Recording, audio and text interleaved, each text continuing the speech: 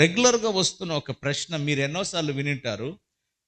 Muslims వేసే ప్రశ్న ఈ డిబేట్స్లో అంతా కూడా ఎక్కువ వేస్తుంటారు. యేసుక్రీస్తు ఎక్కడైనా తాను దేవుడనని చెప్పినాడా? మీరు చెప్పండి, ఎప్పుడైనా ఎక్కడైనా చెప్పినాడా నేను దేవుడిని అని? ఇప్పుడు వాళ్ళు వేస్తున్న ప్రశ్న, మరి ఆయన దేవుడు ఎట్లయితాడు? అల్లాయే దేవుడు, యేసుప్రభు దేవుడు కదా, ఆయన ఒక ప్రవక్త అంటా ఉండారు వాళ్ళు. ఆ ఖురాన్లో కూడా రాసినారు ఆయన ఒక ప్రవక్త అని. కాబట్టి ఆయన దేవుడు కాదు. రెండవది, ఆయన సిలువలో చనిపోలేదు. వాళ్ళు చెప్తా ఉండే స్టేట్మెంట్స్, సిలువలో ఆయన చనిపోలేదంటే, ఎందుకంటే ఆ సిలువకు ఎక్కే టైంలో ఆయన బదులు ఇంకొక ఆయన పెట్టేసి దేవుడు ఆయన తప్పించేసినాడు. అంటే దేవుడు ఏమార్చినాడు. దేవుడు ఎవరు? ఏమార్చే దేవుడు. సిలువలో ఆయన చనిపోయినట్లు ఆయన నాడు పెట్టేసి వేరే ఆయన నాడు పెట్టేసి ఈయనను తప్పించేసినాడు. చూడండి, ఇలాంటి క్వశ్చన్స్, ఇలాంటి సందేహాలు మీకు వచ్చినప్పుడు, మీకు మీ స్నేహితులు ఎవరైనా వేసినప్పుడు అందరు తెల్లముఖాలు వేస్తుంటారు. ఎక్కడ కూడా డైరెక్ట్గా కనిపించదు మనకు, కానీ ఉంది. యేసుప్రభు ఈ లోకంలో ఉన్నప్పుడు తాను దేవుడనని చెప్పుకున్నాడా అంటే, ఒక ఆయన చాలా మంచి జవాబు ఇచ్చినాడు. అయ్యా సరే, ఎవరైనా నేను దేవుడు అంటే మీరు నమ్ముతారా అన్నాడు. దానికి ఆన్సర్ లేదు. ఎవరైనా నేను, లేదా యేసుప్రభే నేను దేవుడు అని చెప్తే నమ్ముతారా? యూదులు నమ్ముతారా? యూదులు నమ్ముతారమ్మా? లేదా అన్యజనులు నమ్ముతారా? నమ్మరు. ఆయన ఏమంటాడంటే, ఒక వ్యక్తి తాను దేవుడని చెప్పుకున్నంత మాత్రాన దేవుడు కాలేడు. యేసుప్రభు నేను దేవుడిని కాదు అన్నంత మాత్రాన దేవుడు కాకుండా పోడు. There are evidences in the Bible. ఒకటి చూడండి, మీరు బైబుల్ అందరూ మీరు తీయండి, త్వరగా తీయండి. యోహాను సువార్త 13వ అధ్యాయం 13-14 వచనాలు చదవండి. ఇంగ్లీష్లో అంటాడు, you call me teacher and Lord and you are right, because that is what I am, and since I your Lord and teacher. ఏమంటున్నాడు? 2 చోట్ల you are calling me as Lord, నన్ను ప్రభు అంటున్నారు. ఎస్, ఐ యామ్, నేను ప్రభువును. What is the meaning of Lord? Lord దేవునికి వాడేటప్పుడు ఎప్పుడు క్యాపిటల్ లెటర్స్ వాడండి. ప్రభు ఇంగ్లీష్లో లార్డ్ అని రాస్తారు కదా, LORD, అవన్నీ క్యాపిటల్ లెటర్స్లో ఉండాలి. ఇతర దేవతలకు వాడేటప్పుడు మామూలు ఎల్, నాట్ క్యాపిటల్, మామూలు ఎల్ వాడ, LORD అన్నాడు. లార్డ్స్, ప్రభువులు అనబడేవారు ఉన్నారు అని బైబిల్ చెప్తుంది. But when you call Jesus or Jehovah, Holy Spirit as Lord, you have to use capital letters LORD. Lord means దేవుడు. బైబిల్లో, ఇంగ్లీష్ బైబిల్లో యెహోవా అనే చోటంతా కూడా యాహ్వే కానీ యెహోవా కానీ లేవు, లార్డ్ అనే ఉంది. మీరు ఇంగ్లీష్ బైబిల్ తర్వాత మీరు సెర్చ్ చేయండి. దేవుడు అనే చోటంతా కూడా లార్డ్ అనే వర్డ్, క్యాపిటల్ లెటర్ వర్డ్స్ రాసినాడు. సో ఇక్కడ ఏమంటున్నాడు ఈయన? ఐ యామ్ ద లార్డ్, నేను ప్రభువును, నేను బోధకుణ్ణి అని మీరు అంటున్నారు. నిజమే, నేను ప్రభువును, బోధకుడైన నేనే మీ పాదాలు కడుగుతున్నా. మీరు ఒకరు, అది కాదు మన subject. He is confessing and he is confirming he is lord. అర్థమైందా? యేసుప్రభు అక్కడ కన్ఫర్మ్ చేస్తున్నాడు. ఏమని? I am the lord. Lord means దేవుడు. క్లియర్గా ఉంది, అక్కడే సందేహపడాల్సిన అవసరమే లేదు. He himself is giving that witness. తన గురించి తాను సాక్ష్యం ఇచ్చుకుంటాడు. ఏమని? I am the lord. చూడండి, ప్రతి ప్రాఫిట్ ఈ లోకంలోకి వచ్చినాడు, ప్రతి ప్రవక్త. వాళ్ళు ఏం చెప్పినారు చెప్పండి? వాక్యం చెప్పేటప్పుడు, వాళ్ళు ఇచ్చేటప్పుడు ఆ ప్రవచనం ఏం చెప్పినారు? యెహోవా సెలవిచ్చినదేమనగా కదా. ప్రతిసారి ఆయన వచ్చినప్పుడు ఎవరు చెప్తున్నారు ఈ మాట? The lord is telling. యెహోవా చెప్తున్నాడు, యెహోవా చెప్తున్నాడు. ఎందుకంటే దే ఆర్ ద మీడియేటర్స్. అంతే. ఎవరు? ప్రవక్తలు, మధ్యలో ఉన్న వాళ్ళు. ఏమంటారు వాళ్ళను? మధ్యవర్తులు. దేవుడిచ్చే ప్రతి మాట వాళ్ళు తీసుకొని ఎవరికి ఇస్తున్నారు? ప్రజలకు ఇస్తున్నారు. ప్రజల సమస్యలు తీసుకుపోయి దేవుడికి చెప్తున్నారు. దే ఆర్ ద మీడియేటర్స్, మధ్యవర్తులు వాళ్ళు ఏమంటున్నారు? దేవుడిచ్చే మాట తీసుకొని ప్రభువు చెప్తున్నాడు ఇట్లా అంటున్నారు. అర్థమైందా? బట్ వెన్ జీసస్ కేమ్, ఆయన ఏమన్నాడు? He never said thus says the lord. యెహోవా సెలవిస్తున్నది ఏమనగా అనలేదు ఆయన. ప్రభు సెలవిస్తున్నది ఏమనగా అనలేదు. ఏమన్నాడు ఆయన? నేను మీతో చెప్పున్నది ఏమనగా I am, it is I yam అని అన్నారు. మీరెవరు? యేసుప్రభు నీళ్ళ మీద నడుచుకొని వస్తుంటే ఈయన ఎవడు అంటే ఏమన్నాడు ఆయన?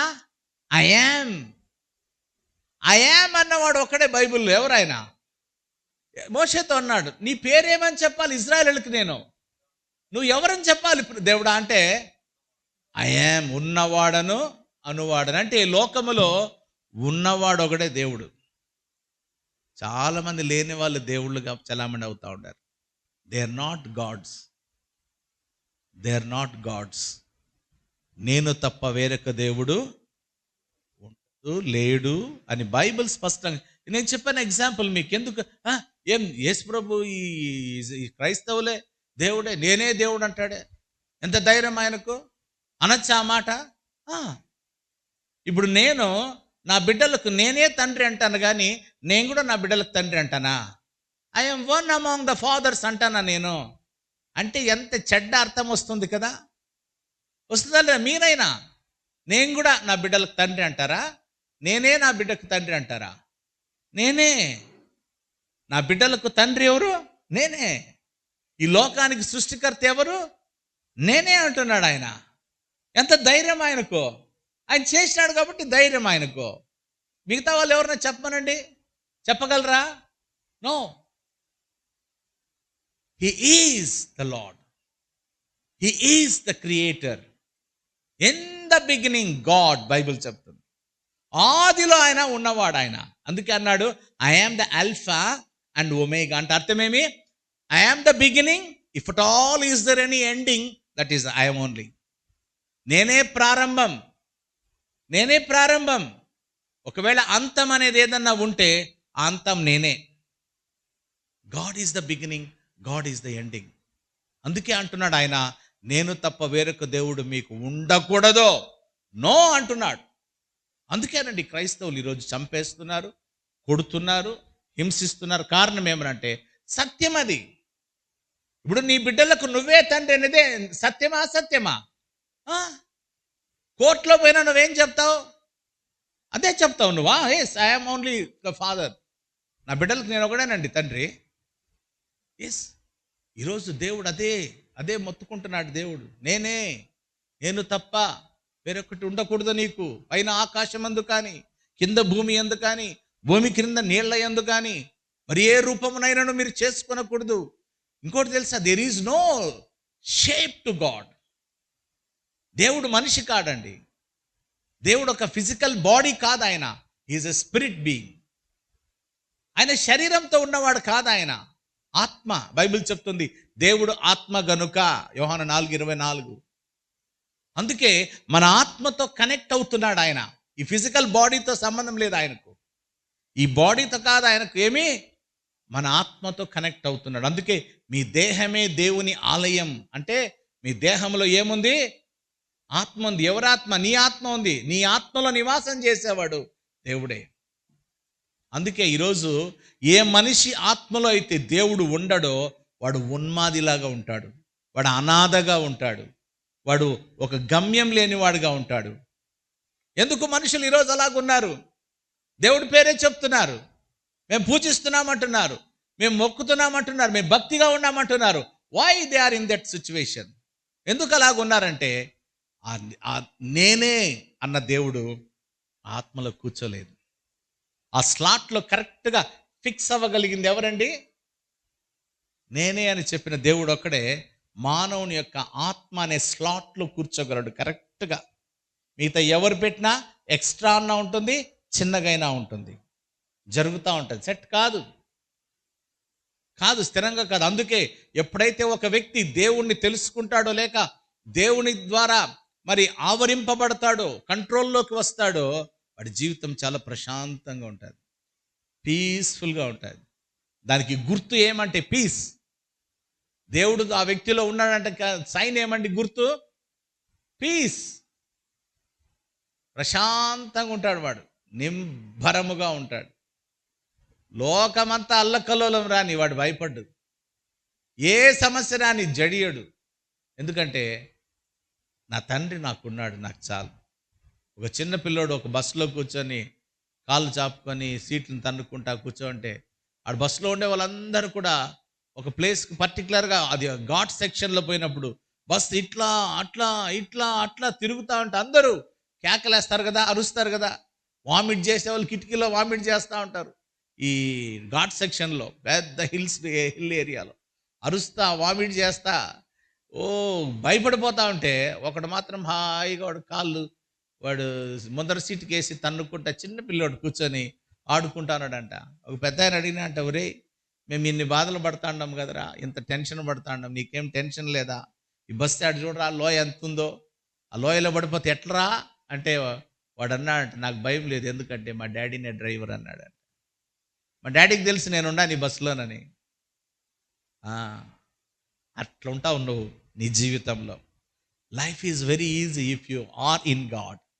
నువ్వు దేవుడిలో ఉంటే జీవితం చాలా స్మూత్గా పోతుందండి. గడబడ ఎందుకు మన జీవితంలో? గడబడ ఎందుకు? నేను ఎప్పుడు చెప్తుంటా, బండి ఎప్పుడు కరకరా పరపరా అని పోతుంది, బైక్ ఎప్పుడు పోతుంది దమన ఆయిల్ సరిగ్గా మెయింటైన్ చేయకుంటే, రెగ్యులర్ మెకానిక్ చెకప్ లేకుంటే. బాడీ ఎందుకు అప్పుడప్పుడు డిజార్డర్లో పోతుంది, రెగ్యులర్ చెకప్ లేదు. కనీసం 3 నెలలకు ఒకసారి చెకప్ చేసుకోవాలంట.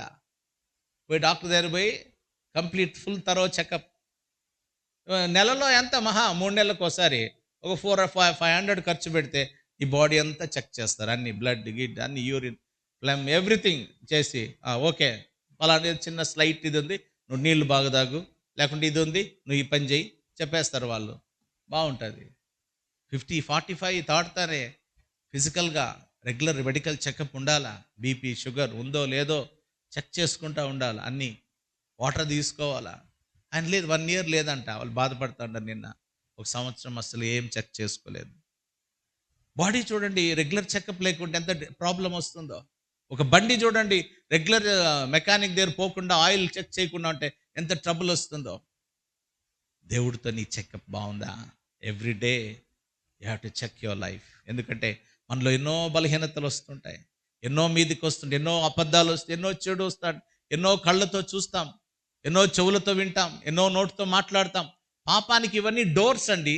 చెవుల ద్వారా పాపం పోతుంది, కళ్ళ ద్వారా పాపం లోపలికి పోతుంది, మాట్లాడే నోటి ద్వారా పాపం పోతుంది, తలంపుల్లో లోపల నుండే పాపం పుడుతుంది.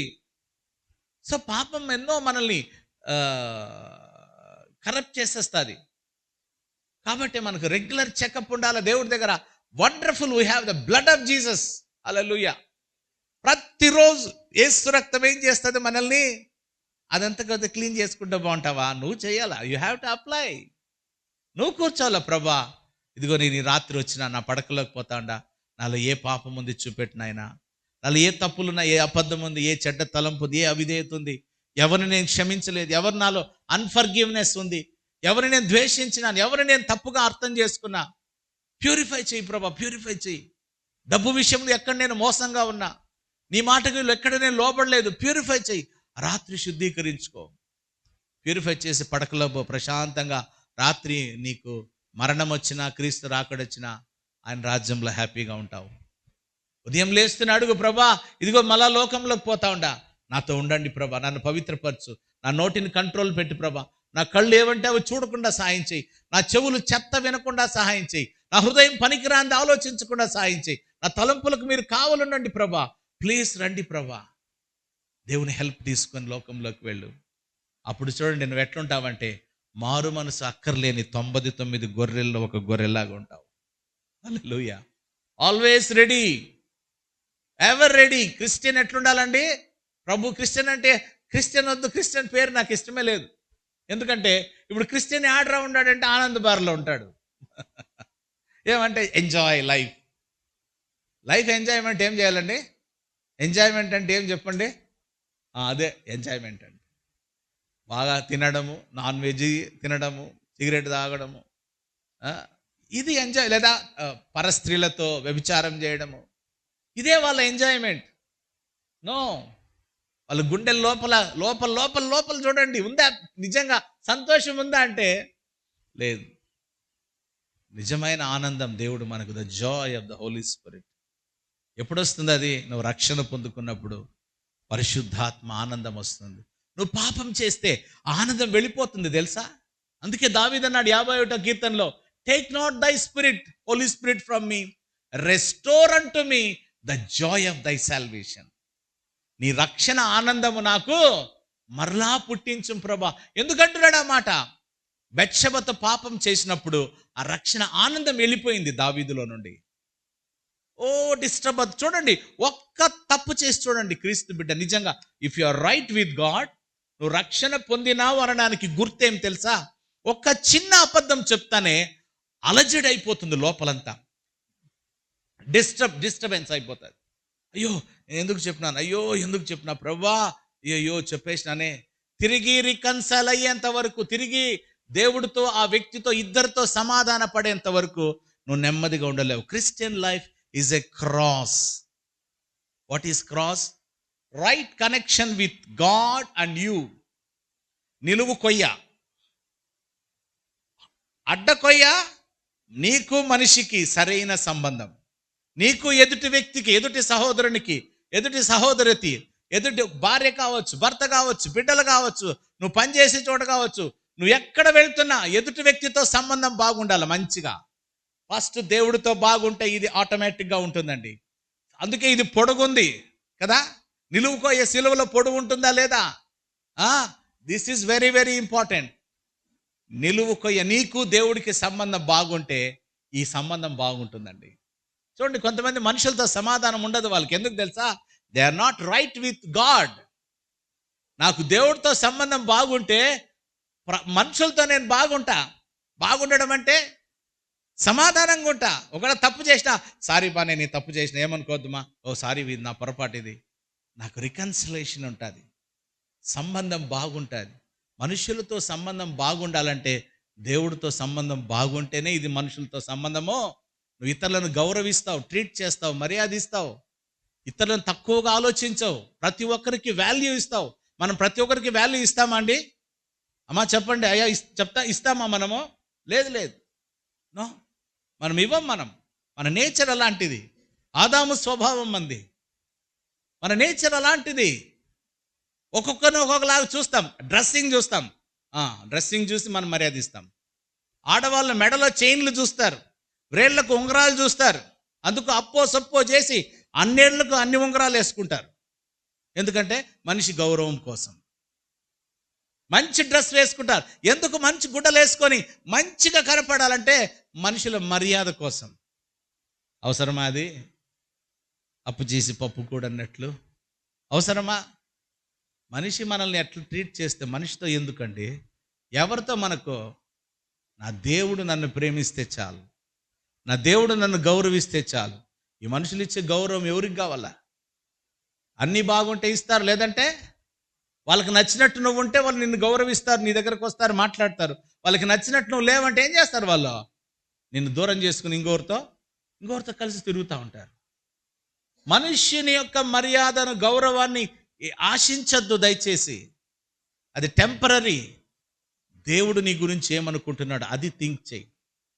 నా గురించి దేవుడు ఏమనుకుంటున్నాడో అని ప్రవర్తించు.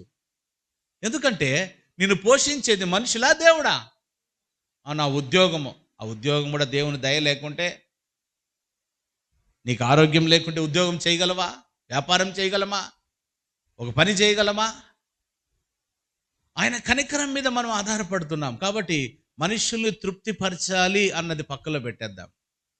నీ ప్రవర్తన, నీ మాట, నీ జీవించే జీవితం ఏదైనా సరే నన్ను దేవుడు చూస్తూ ఉన్నాడు.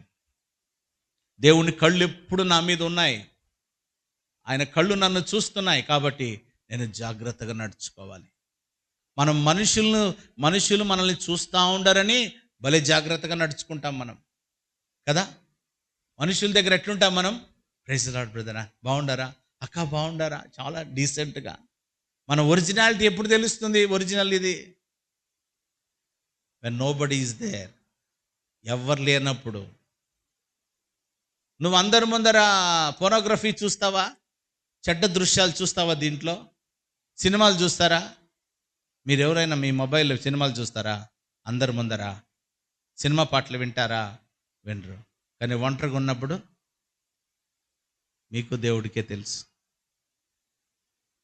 మనుషుల్ని సంతోష పెడుతున్నాం, కానీ నువ్వు ఒంటరిగా ఉన్నప్పుడు నువ్వు ఒంటరి కాదు, నిన్ను విడువను ఎడబాయనన్నాడు ఆయన. నిన్ను విడువడు ఆయన. నువ్వు ఆయన్ని వదిలిన ఆయన నిన్ను వదలడు. ఎందుకంటే ఒక నిబంధన చేసుకున్నాడు. ఏమని? యుగ సమాప్తి వరకు సదాకాలము మీతో కూడా ఉంటానన్నాడు. అది శిష్యులకు కాదు చెప్పింది, వాక్యం చదువుతున్న ప్రతి ఒక్కరికి నీతో ఉంటాడు, ఉంటానన్నవాడు ఉంటాడు. నువ్వు మనుషుని సంతోష పెట్టేవాడైతే దేవునికి దాసుడే కాదు. మనం దేవుని దాసులా కాదా? మన యజమాని కాదా ఆయన? గలతీ 1:10 అదే అంటున్నాడు పౌలు. నేను మనుషులను సంతోష పెట్టగోరిన ఎడల నేను దేవుని దాసుడినే కాకపోవదును. నువ్వు మనుషుల్ని సంతోష పెడుతున్నావు అంటే ఎవరి దాసుడు నువ్వు? మనుషులకు దాసుడు. మనం ఎవరి దాసులం? మనుషుల్ని సంతోష పెడతామండి. మనుషుల ముందర మనము జీవిస్తే వేషధారణ అవుతారు. యేసుప్రభు ఎందుకండి శాస్త్రుల పరిశీలన ఎప్పుడు ఆయన లెఫ్ట్ అండ్ రైట్ ఇస్తా వచ్చినాడు. గమనించండి మీరు కావాలంటే. 23వ అధ్యాయం మత్తయి సువార్త చదవండి ఇంటికి పోయిన తర్వాత. ఏమంటాడు తెలుసా వాళ్ళను? సున్నం కొట్టిన సమాధుల్లారా అంటాడు. అట్లంటే మీకు కోపం రాదా? ఎందుకు యేసుప్రభుని వాళ్ళు ఆయనను ఏ విధముగా చంపుదామా అని ఆలోచించుచుంటుంది. వాళ్ళు రిలీజియస్ లీడర్స్ అండి. వాళ్ళు మతపరమైన ఇజ్రాయిల్ను భక్తిలో దేవుణ్ణిలో నడిపించే నాయకులే వాణ్ణి చంపేయాలి అన్నటువంటి కోపం ఎందుకు వచ్చింది? ఆయన మొహమాట పడలేదు. తప్పు చేసినోడిని లెఫ్ట్ అండ్ రైట్ ఇచ్చేసినాడు. ఆకాశమా ఆలకించు, భూమి చెవియొగ్గు, ఎద్దుకు తన కామందు తెలుసు, గాడిదకు తన దొడ్డి తెలుసు, కానీ భ్రష్ట సంతానమా. యాకోబులు ఇంకా ఘోరంగా వరి వ్యభిచారులారా. బలవాడు స్వామి దేవుడు. ఎట్లంటే అటు తిట్టచ్చా? ఒకవేళ పాస్టర్ ఎట్లా తిట్టి అనుకో, పోయావు ఎన్ని లేవు చర్చలు, 25 చర్చలు ఉన్నాయి. యా చర్చికి పోకూడదు. నేను గాన పోయినానంటే అప్పా అట్లే తీసుకుంటారు నన్ను. మేము తిడితే అవుతుందా? హెచ్చరిస్తే నువ్వు దేవుణ్ణిలో ఎదిగింటే హెచ్చరించినా గద్దించినా లోబడతావు. దేవుణ్ణిలో ఎదిగిన వాడు గద్దింపుని ఎట్లా తీసుకుంటాడు? ఒక ఆశీర్వాదంగా తీసుకుంటాడు. ఎస్, నా మంచి కోసము మా పాస్టర్ నన్ను కరెక్ట్ చేసినాడు, నేను సరి చేసుకోవాలా. లేదంటే ఏమనుకుంటారు? నేను రాను చర్చికి, ఏందో ఆయన నాకే చెప్తాడే, నాకే చెప్పినాడే, ఇది నాలో ఉందని తెలుసు కదా ఆయనకో. When somebody corrects us, it is good to take. It is good to take. నీ మూతి మీద ఏదైనా మచ్చ ఉందనుకోండి, మీన్స్ పొగ, ఇప్పుడు లేదులేండి, ఇప్పుడంతా ఇదేమంటారు మసిగీసి అయ్యే ఛాన్సే లేదు. మూతి మీద ముందు కాలం పొయ్యిలు ఉన్నాయి కాబట్టి మూతి మీద మసి అయితే చెప్తే దాన్ని నువ్వేం చేయాలా? ఎందన నీ ముఖానికి అయింది, ఏం చేయాలా? తుడుచుకోవాలా. హెచ్చరించినప్పుడు ఏం చేయాలా? తీసుకోవాలా. ఇంకొకటి మనకుండే గుణం ఏం తెలుసా? ఇప్పుడు హెచ్చరిస్తే ఈ అప్పు కరెక్టా, వాళ్ళ భార్య కరెక్టా, వాళ్ళ బిడ్డలు కరెక్టా? నేను ఒకటి చెప్తా, మేము మీకు పరలోకాన్ని చూపించి మేము నరకాన్ని పోయినా మీరు పరలోకి పోయినారంటే అది మీకు బెనిఫిటా కాదా? మేము నరకానికి, ఎందుకంటే మేము అట్లా జీవించలే, మేము చెప్పి జీవించలేదు కాబట్టి రెండంతల శిక్ష మాకుంది. మేము నరకానికే, నో డౌట్. మీరు పరలోకాన్ని పోయినారు, మీకు సంతోషమా కాదా? ఇప్పుడు నేను చెప్పి నేను చేయకుండా నరకానికి పోయి నువ్వు దాన్ని తీసుకొని పరలోకానికి పోయినావు అంటే నువ్వు ధన్యుడా కాదా? కొన్నిసార్లు మనం అట్లా అనుకుంటాం, వాళ్ళంతా కరెక్టా వీళ్ళంతా కరెక్ట్ అనుకుంటా మనం కూడా వాళ్ళతో పాటు వెళ్ళిపోతాం, వాళ్ళతో పాటు అగ్గిలోకి వెళ్ళిపోతాం. నీకు వాడు మేలు చూపి చేసినాడా, తీసుకో. వాడు ఎట్లన్నా ఉండి నాకు సంబంధంలే, వాళ్ళు ఎట్లన్నా జీవించి నాకు సంబంధంలే, నా జీవితాన్ని మార్చింది వాక్యం. కాబట్టి ప్రియులారా, క్రిస్టియన్ లైఫ్ అనేది చాలా చాలా ప్రెషియస్ లైఫ్. యేసు ప్రభు తాను దేవుడనని యోహాను సువార్త 13:14 రెండు చోట్ల చెప్పినాడు. రెండవది యోహాను 10:33 చూడండి. ఇప్పుడు ఎవరు చెప్తున్నారు? యూదులు చెప్తున్నారు. ఏమని చెప్పుకున్నాడంట ఆయన? నువ్వు మనుష్యుడై ఉండి దేవుడిని అని చెప్పుకుంటున్నావు అంటే వాళ్ళకి అర్థమైండేదేమి? ఆయన దేవుడు అని చెప్పుకున్నాడని. చెప్పుకున్నాడు లేదా? ఈ మాట ప్రకారం, ఈ మాట ప్రకారం చెప్పినాడా లేదా? ఆన్సర్ ఉందా లేదా? వాళ్ళ ముస్లిం సహోదరులకు మనం ఆన్సర్ ఇవ్వచ్చా లేదా? So second thing, first thing ఏమి? నేను ప్రభువును కాబట్టే మీతో చెప్తున్నానని 13వ అధ్యాయంలో 13-14 వచనాల్లో మనం చూసినాం. 10:33లో యోహాన్లో ఏం చూస్తుండాము? నువ్వు మనుషుడు అయి ఉండి దేవుడిని అని చెప్పుకుంటా ఉండవే అని చెప్పి క్వశ్చన్ చేసినారు. కాబట్టి ఆయన దేవుడు నేను చెప్పుకున్నట్లు అక్కడ ఆధారం ఉందా లేదా? ఉంది. ఇంకొక పాయింట్లోకి మనం వెళ్దాం. లూకాసు వార్త 22వ అధ్యాయము 70వ వచనం చూడండి. ఇప్పుడు ఏమంటున్నారు? నీవు దేవుడి కుమారుడా అన్నారు. ఇప్పుడు దేవుని కుమారుడు మనిషి అవుతాడా, దేవుడు అవుతాడా? ఇప్పుడు మీరు సింహానికి కుక్క పిల్లలు పుడతాయా లేదా పంది పిల్లలు పుడతాయా? ఏం పిల్లలు పుడతాయి? పందికి పంది పిల్లల, మా సింహం పిల్లల? పంది పిల్లల. మరి నేను దేవుడి కుమారుడు అని నేను అంటున్నాడంటే నీవన్నట్టు నేను దేవుని కుమారుడే. ఎస్, దేవుని కొడుకు దేవుడే, నా కొడుకు మనిషే, నేను మనిషి కాబట్టి ఇంకా దాంట్లో సందేహం ఏముంది? ఐఆమ్, ఎస్, ఆయన ఒకడే అంటున్నాడు ఐఆమ్. ఎవరు అనలా, ఏ ప్రాఫిట్ అనలా. బాప్టిస్మ యోహాను కూడా ధైర్యం చేయలేదు నేను అని చెప్పడానికి. దేవుని దాసుడనే చెప్పుకుంటాడు ఆయన. ఈయన ఒకడు ఐఆమ్. ప్రతి చోట నేనే నేనే నేనే నేనే అనేవాడు ప్రపంచంలో ఒక్కడే యెహోవా, ఆయనే ఈయన. సో అర్థమైందా? థర్డ్ పాయింట్ ఏమంటున్నాడు ఆయన? దేవుని కుమారుడు అంటే అర్థమేమి? దేవుని కుమారుడు దేవుడే. సో 3 చోట్ల ఆయన దేవుడిని రుజువు చేసుకున్నాడు. ఇక్కడ ఇంకా ఉన్నాయి చాలా. ఫస్ట్ వన్ ఎక్కడ? 13-14 2 వచనాలు ఏమి చెప్పినాడు అక్కడ? నేను ప్రభువని చెప్పినారు. నేను ప్రభువునే. ప్రభువు మీన్స్ లార్డ్, లార్డ్ మీన్స్ దేవుడు. దేవునికే లార్డ్ అంటారు, ఇంకెవరికి అనరు. సెకండ్ వన్ 10:33 నీవు మనుష్యుడవై ఉండి దేవుడు అని చెప్పుకుంటున్నావని యూదులే చెప్పారు. సో ప్రూవ్ అయింది. మూడవది వచ్చి 22 లూకా 70లో నీవు దేవుని కుమారుడవా అంటే ఆయన ఏమన్నాడు? అవును, మీరు అన్నట్టు నేనే ఆయనను. దేవుని కొడుకు దేవుడే అవుతాడు కానీ దేవుడు కొడుకు మనిషి కాడు.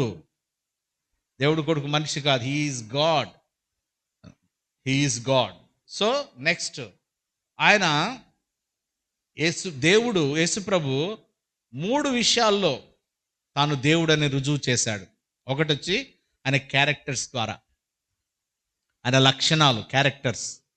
రెండవది గాడ్స్ పవర్, దేవుని తన శక్తిని చూపించినాడు. ఆయన శక్తిని క్రియల్లో చూపించినాడు. మూడవది ఆరాధన అందుకున్నాడు. He was worshipped by people. 3 విషయాలు. ఒకటి వచ్చి క్యారెక్టర్, దేవునిలో ఏముండాలండి? దేవుడనే వానిలో క్యారెక్టర్ ఉండాలి, మంచి లక్షణాలు ఉండాలి, గుణ లక్షణాలు. రెండవది పవర్ ఉండాలి దేవునిలో, ఆ పవర్ను రుజువు చేసినాడు. మూడవది ఆరాధన అందుకున్నాడు, ఆరాధింపబడ్డాడు, పూజింపబడ్డాడు. He was worshipped by people, many people. 2 కొరింథీ 4:4లో ఒక మాట రాయబడింది చూడండి. ఎందుకు ఈ ప్రజలకు అర్థం కాలేదంటే 2 కొరింథీ 4:4 జవాబు చెప్తాంది. క్రీస్తు మహిమను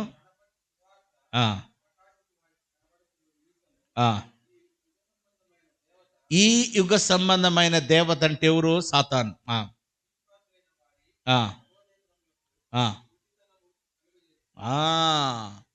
దేవుని స్వరూపి ఉన్న క్రీస్తు ఎవరండి? ఎవరి స్వరూపి? క్రీస్తు ఏమన్నా ఇంకో భూతం స్వరూపంలో ఉన్నాడా? లేకుంటే ఇంకా చెక్కలాగా ఉన్నాడా? క్యాండిల్ లాగా ఉన్నాడా? పుస్తకంలాగా ఉన్నాడా? ఎవరి స్వరూపి ఆయన? హెబ్రీ 1:3లో ఏం రాయబడింది? క్రీస్తు ప్రతిబింబమై ఉన్నాడంట. అక్కడ 1 అని రాసి 1 3 అని రాసినారా ఫుట్ నోట్. 3 కింద ఏముంది మా దేవుని యొక్క తత్వమా మూర్తిమత్వమా మహిమ యొక్క తేజస్సు దగ్గర ఆ నంబర్ ఉంది కదా. మహిమ యొక్క తేజస్సు చోట 3 అని నెంబర్ వేసినారు. ఫుట్ నోట్లో చూస్తే ఏముంది? ప్రతిబింబం. ప్రతిబింబం అంటే ఏమండి? మీరు ఇప్పుడు చర్చికి వచ్చే ముందు దేని ముందర నిలబడినారు? అద్దం. అద్దంలో ఎవరు కనబడినారు? ఎవరు నిలబడితే వాళ్ళే కనబడతారు, అవునా? ప్రతిబింబం అంటే అర్థమేమి? ఎవరు నిలబడితే వాళ్ళే కనబడేది ప్రతిబింబం. అద్దంలో నీ ప్రతిబింబం కనబడతా ఉంది. యేసుక్రీస్తు దేవుని ప్రతిబింబం. ఆయన అంటే అర్థమేమి? దేవుడే, నో డౌట్, సందేహం లేదు. This all the proofs. మీరు వాళ్ళ దగ్గర చదివించండి కూర్చొని, ముస్లిం సహోదరుల దగ్గర, సహోదరుల దగ్గర. ఇది వాళ్ళ మైండ్ను డిస్టర్బ్ చేసేసి ఈ ప్రశ్న వేసి క్రైస్తవ సమాజాన్ని వాళ్ళు కన్ఫ్యూజ్ అయ్యి మనల్ని కన్ఫ్యూజ్ చేస్తున్నారు. ఆయన రుజువు చేస్తున్నాడు. So it is confirmed that he's God. Okay, దేవుని యొక్క స్వరూపం ఆయన. యేసుప్రభు ఎవరి స్వరూపము? దేవుడి స్వరూపం. అందుకే ఆయన ప్రతి చోట కూడా ఆయన దేవుడు, నో డౌట్. పరిశుద్ధత అనేది ఎవరిలో ఉంటుంది చెప్పండి? దేవుని యొక్క మెయిన్ క్యారెక్టర్ ఏంటి? పరిశుద్ధత. లోకంలో చాలామంది దేవుళ్ళు అనబడేవారు ఉన్నారు. వాళ్ళు అద్భుతాలు చేయొచ్చు, సూచక్రియలు చేయొచ్చు, మహత్కార్యాలు చేయొచ్చు, పెద్ద పెద్ద పనులు చేయొచ్చు. బట్ దేవుణ్ణి కొలిచేది దేంతో కొలవాలంటే పరిశుద్ధతలో కొలవాలి. దేవుడు యేసు ప్రభువుతో పరిశుద్ధతలో నిలబడగలిగిన వారు ఎవరైనా ఉన్నారా? Can you show one God is equal with Jesus because he is Holi exactly like Jesus. Can you show one God, one person? ఒక్కరిని చూపించగలరా? ఈయన యేసు ప్రభు పరిశుద్ధుడు అంటున్నావు కదయ్యా నువ్వు. చూడు, ఇక్కడ ఒక ఆయన పరిశుద్ధుడు ఉన్నాడు. ఇందులో పాపం లేదు, ఇందులో మచ్చ లేదు, ఇందులో కలంకం లేదు. యేసు ప్రభు ఒక్కడు ఛాలెంజ్ చేసినాడండి. చూడండి, యోహాను సువార్త 8వ అధ్యాయం 46వ వచనం. ఏమంటున్నాడు ఆయన? Can you find sin in me? నేను పాపం చేసినట్టు చూపించగలరా అనలేదు ఆయన. ఏమన్నాడు ఆయన? నా యందు మీన్స్ చాలామంది పాపం చేయరు, కానీ వాళ్ళ లోపల ఏముంటుంది? వాళ్ళు ఏముంటుందండి? పాపం ఉంటుంది. పాపం చేయకపోవచ్చు, పాపం ఉంటుంది లోపల. పిల్లలు పాపం చేయరు, వృద్ధులు పాపం చేయరు, కానీ లోపల పాపం ఉంటుందా? లోపల అంతరంగంలో. సో ప్రభు అంటున్నాడు, నా యందు పాపం ఉన్నదని ఎవడు స్థాపించును? Who can? ఇంత ఓపెన్ ఛాలెంజ్ చేస్తున్నప్పుడు సాతానికి ఈ మాట తెలుదా? నీకు నాకు తెలియకపోవచ్చు. 6000 సంవత్సరాలు, అప్రాక్సిమేట్గా 6000 సంవత్సరాల నుండి, అంటే దగ్గర దగ్గర కొన్ని సంవత్సరాలు తగ్గుతుంది అనుకుందాం. యేసు ప్రభు 2000 years ముందు వచ్చినాడు. 2000 సంవత్సరాలుగా సైతానికి ఈ మాట తెలుసు. ఒకవేళ ఆయనలో పాపం ఉన్నింటే ఆ వచనాన్ని ఎత్తి యేసు ప్రభుని అడ్డం పెట్టింటాడా లేదా? How can you say you are holy man, you have sin? మీరు అనొచ్చు ఒక మాట. ఒకడు వచ్చినాడు, ఎవరు? ఒక ధనవంతుడు వచ్చినాడు. సద్బోధకుడా, సత్పురుషుడా, నిత్య జీవం పోవటకు నేనేం చేయాలి అన్నాడు. అందుకు యేసుప్రభు ఒక మాట అన్నాడు, సత్పురుషుడని నీవు నన్ను ఏలాడు చెప్పుచున్నావు, దేవుడొక్కడే అన్నాడు. ఎందుకు ఆ మాట అన్నాడు ఆయన? అప్పుడు ఈయన మంచోడు కాదు కదా, ఇందులో పాపం ఉంది కదా. ఉందా లేదా? సత్పురుషుడు కానప్పుడు ఇందులో పాపం ఉందా లేదా? సత్పురుషుడా, సద్బోధకుడా అంటే ఒప్పుకోలేదు, వద్దు అట్లా అనద్దు అన్నాడు. ఎందుకు అన్నాడు ఆయన? అందులో పాపం ఉందా? ఎందుకు? ఎప్పుడన్నా ఆలోచన చేసినారా? మనం బైబిల్ చదివేటప్పుడు ఎందుకు అన్నాడబ్బా? నువ్వు ప్రశ్న వేసుకుంటే జవాబు వస్తుందమ్మా. అయ్యా, మనకు ప్రశ్న రావాలి, అప్పుడే జవాబు వచ్చేది. బైబిల్ చదివేటప్పుడు నీ బైబిల్లో క్వశ్చన్స్ ఉన్నాయా? నీవు బైబిల్ చదివేటప్పుడు క్వశ్చన్ వేసుకున్నావా? పెన్సిల్తో వేసుకో, అక్కడ క్వశ్చన్. నా బైబిల్ నిండా క్వశ్చన్లు ఉంటాయి. మళ్ళీ ఆన్సర్ ఇంకో చోట దొరుకుతుంది, దాని పక్కన ఆన్సర్ మార్క్ వేసి పెడతా. అంటే ఇది నాకు ముందు తెలియదు, ఇప్పుడు అర్థమైంది. ఇది నాకు తెలియదు. ఎవరన్నా వచ్చి నీకు బైబిల్ తెలుసా అంటే నేను చెప్తా, నాకు బైబిల్ ఇంకా తెలియదు, చాలా తెలియదు, నేర్చుకుంటా అంట. I'm a student. ఇంకా 39 ఏళ్ళు అయింది యేసుప్రభు నమ్ముకొని, ఇంకా నేను స్టూడెంటే. సో యేసుప్రభు ఎందుకు ఆ మాట అన్నాడు సత్పురుషుడు కాదని అంటే, ఒకటి, యేసుప్రభు ఏ రూపంలో ఉన్నాడు? రోమపత్రిక 8:4 చూడండి. ఏ ఆకారంతో పంపినాడు? ఆకారం ఏది? పాప శరీరాకారం. అర్థమైందా? స్వభావం ఒక చోట ఉంది. ఆయన ఏ స్వభావాన్ని ధరించుకొని వచ్చినాడు? హెబ్రీ పత్రిక 2వ అధ్యాయం చూడండి, 16. ఎవరి స్వభావం అండి? అబ్రహాము సంతాన స్వభావము మనుషుంది, ఆకారము పాప శరీర ఆకారం. అర్థమైందా? అందుకే ఆయన దేవునికి తాను పోల్చుకోలేదు. దేవునికి ఏం చెప్పినాడు? సద్బోధకుడు అనే దానికి ఆయన వద్దొద్దు నన్ను అనద్దు. ఆయన ఎక్కువ యేసు ప్రభు దేవునికే మహిమ ఇస్తా వచ్చినాడు, కానీ తనకు మహిమ తెచ్చుకోలేదు ఎక్కడ కూడా. ప్రతి మహిమ మీరు గమనించండి. ఆయన ఏమన్నాడు? నా ప్రాణాన్ని పెట్టగలను, నేను మరలా దాన్ని తీసుకోగలను అన్నాడు. కానీ మీరు బైబిల్లో చూస్తే, తర్వాత లేఖనాల్లో చూస్తే, దేవుడు ఆయన్ను మరణం నుండి లేపినాడు, మృతులలో నుండి లేపినాడు అంటాడు ప్రతి చోట. ఎందుకు ఆ మాట వాడినాడు? ఆయన ఏమన్నాడు? నా ప్రాణాన్ని పెడతాను, దాన్ని నేను తీసుకోగలను అన్నాడు ఆయన. బట్ ఇక్కడికి వచ్చే లోపల God raised him from death. దేవుడు అతన్ని మరణం నుండి లేపినాడని చెప్పి వాక్యం ఎక్కువ చెప్తాడు. అంటే ఆ మహిమను తనకు తెచ్చుకోలేదు, ఆయన దేవునికి ఇచ్చేస్తా వచ్చినాడు. అందుకే మీరు పత్రికల్లో చూస్తే, కొలసి పత్రిక, ఫిలిప్పీ పత్రిక 2వ అధ్యాయం చివరిలో చదువుకుంటే, గాడ్ ఎగ్జాల్టెడ్ హిమ్. వాళ్ళు ఒకరినొకరు ఏం చేసుకుంటున్నారు? ఘనపరుచుకుంటున్నాడు. హెబ్రీ పత్రిక 1వ అధ్యాయము 7వ వచనం నుండి, తన దూతలను వాయువులుగాను తన సేవకులను అగ్నిజ్వాలలుగాను చేసుకునేవాడు అని తన దూతలను గూర్చి చెప్పుచున్నాడు, కానీ తన కుమారుని గూర్చి అయితే, కుమారుడు మరలా చెప్తున్నా, కుమారుని గూర్చి అయితే, దేవా నీ సింహాసనము నిరంతరము నిలుచును, నీ రాజదండము న్యాయార్థమైనది. ఎవరండి కుమారుడు? దేవా. దేవుడు అంటున్నాడు ఏమని కుమారుణ్ణి? యేసుక్రీస్తుని ఏమంటున్నాడు? దేవా. యేసు ప్రభు తండ్రిని ఏమంటున్నాడు? మీ దేవుడు ఆయన. అయితే తండ్రిని సంబోధించి, ఎందుకంటే మన రిలేషన్షిప్ మార్చేసినాడు ఆయన. పాత నిబంధనలో భక్తులు ఏమని పిలిచారు దేవుణ్ణి?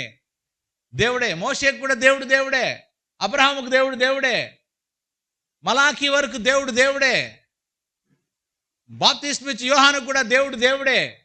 కానీ యేసుక్రీస్తు మన దేవుణ్ణి మనకి ఎట్లా పరిచయం చేసినాడు? నా తండ్రియు మీ తండ్రియు, నా దేవుడును మీ దేవుడు. He introduced God as father. అంటే యేసుక్రీస్తు దేవుడికి ఏమవుతాడు? ఇక్కడ అన్నాడు తన కుమారుని గూర్చి అయితే. యేసుక్రీస్తు దేవునికి కుమారుడు. ఇప్పుడు నువ్వు దేవుణ్ణి తండ్రి అంటున్నావు కాబట్టి నువ్వెవరు? ఇప్పుడు నువ్వు యేసుక్రీస్తు ఎవరు? బ్రదర్స్. బైబిల్ ఉంది ఆయన జ్యేష్ఠుడు. రోమపత్రిక చదవండి. ఆయన మనకు జ్యేష్ఠుడు అంటే పెద్దోడు. ఇంట్లో రే పెద్దోడా, రే చిన్నోడా. ఎవరు పెద్దోడు? యేసయ్య. చిన్నోడు ఎవరు? నేను, నువ్వు, మనం చిన్నోళ్ళం, మన బ్రదర్ ఆయన. అందుకే అంటున్నాడు వారసులము. రోమా 1:8వ అధ్యాయము 17 చివరిలో ఉంది, మనము క్రీస్తుతోడి వారసులము. We are heirs, joint heirs with Christ. Thank God. కాబట్టి ఇక్కడ ఏమంటున్నాడు హెబ్రీ పత్రికలో? కుమారుని గుర్చైతే, దేవా నీ సింహాసనము నిరంతరము నిలుచును, నీ రాజదండము న్యాయార్థమైనది అని రాస్తూ 10వ వచనంలో, మరియు ప్రభువా నీవు ఆదియందు భూమికి పునాది వేసితివి, ఆకాశము కూడా నీ చేతి పనులే, అవి నశించును గాని నీవు నిలిచి ఉందవు. హల్లెలూయా. తన కొడుకు అయినటువంటి క్రీస్తుని గురించి దేవుడు ఏమంటున్నాడు? దేవా దేవా దేవా. సో యేసు ప్రభు ఎవరండి? దేవుడు. కళ్ళు మూసుకుందాం. జీవాధిపతి అయిన తండ్రి, ఈ ఉదయకాలం నీతో గడపడానికి, నీ మాటలు వినడానికి, నిన్ను ఆరాధించడానికి ఈ సహవాసాన్ని మాకు ఇచ్చినందుకు వందనాలు.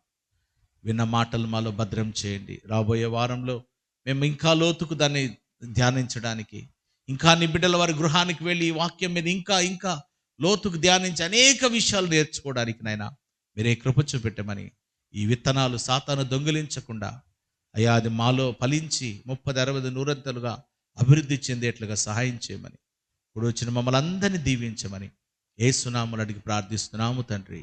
ఆమేన్.